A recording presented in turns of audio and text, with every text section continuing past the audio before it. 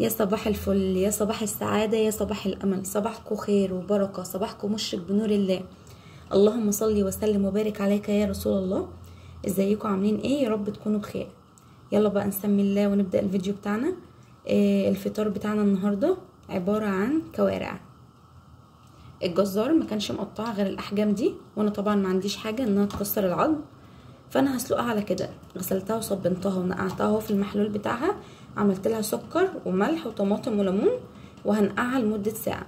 وبعد كده هغلي الميه واسقطها فيها، طبعا بحبهان ورق لورا وفلفل اسمر، مش هحط اكتر من كده.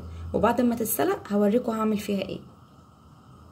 طب يا ريت بقى لو اول مره تشرفوني في القناه تعملوا اشتراك، ما تنسوش اللايك للفيديو، ويا ريت تعملوا كومنتات وتصلوا على النبي في الكومنتات.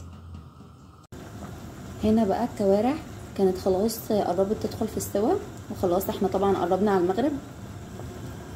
فقبل المغرب بحاجات بسيطه كده هطلعها واحط عليها صلصه واحمرها تحت الشوايه بس.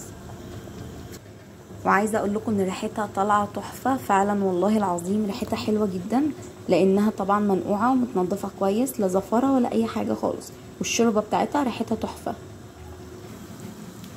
بدات هنا بقى اعلق على الرز. حطيت معلقه سمنه فلاحي ومعلقه زيت، وحطيت حبه شعريه احمرها بقى كويس علشان ما تعجنش في الرز. انا طبعا عارفه ان الرز بتاع الفته بيبقى رز ابيض ساده، بس احنا بنحبه بالشعريه، ملناش قوي في الرز الابيض. وجربوا الفته بالشعريه كده تبقى طعمها خرافه. يا ريت بقى ما تنسوش تصلوا على النبي في الكومنتات وتدعوا لي دعوات حلوه.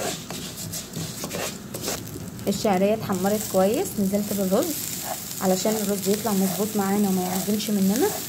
لازم نشوحه كويس مع الشعريه مع الزيت مع السمنه قبل ما نحط الميه. يتشوح كويس جدا. التشويحه دي هتخلي الرز معاكي مظبوط، لا هيعجن معاكي. حتى على فكره لو حطيتي كميه ميه زياده، طبعا مش زياده قوي، لو حطيتي كميه بسيطه زياده هيطلع معاكي مظبوط.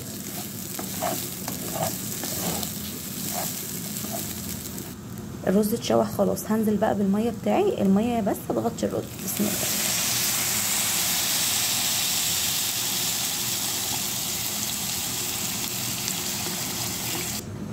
غطيت هنا الميه بالرز بس، وحطيت الملح بتاعنا. طبعا الملح على حسب رغبتك، هنا انا بحط نص معلقه بس لاننا مش بنحب الحاجه حادقه. وبس كده، اول ما يتشرب هنوطي عليه. هنا الرز اتشرب اهو كده، شرب الميه كلها. هبدأ بقى ان انا احطه على عين الصغيره واوطي عليه. شايفين الرزايه عامله ازاي؟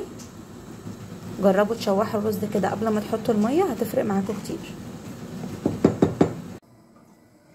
دي بقى الصلصه، دي الصلصه بتاع الفته.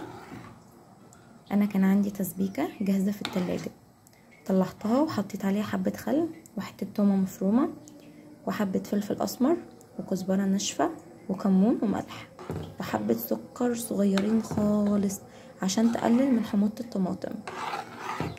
بس كده، وكده الصلصه هتكون جاهزه معانا. وطبعا انتي لو ما عندكيش الصلصه جاهزه، تسبيكه جاهزه في التلاجة، بتضربي حبه طماطم في الخلاط وتسيبيهم على جنب. وبعد كده هاتي بصلايه وحته تومه، سيبي البصلايه تصفر، وبعد كده انزلي بحته التومه، وبعد كده انزلي بالطماطم، سيبيها تغلي كده لحد ما تتسبك مع بعض. وبعد كده حطي عليها التوابل بقى بتاعك اللي انت عايزاه. في ناس مش بتحبها ببصل، في ناس مش بتحبها ببصل، بس انا بحبها بالبصل والثوم. احنا هنا بنحبها بالبصل والثوم.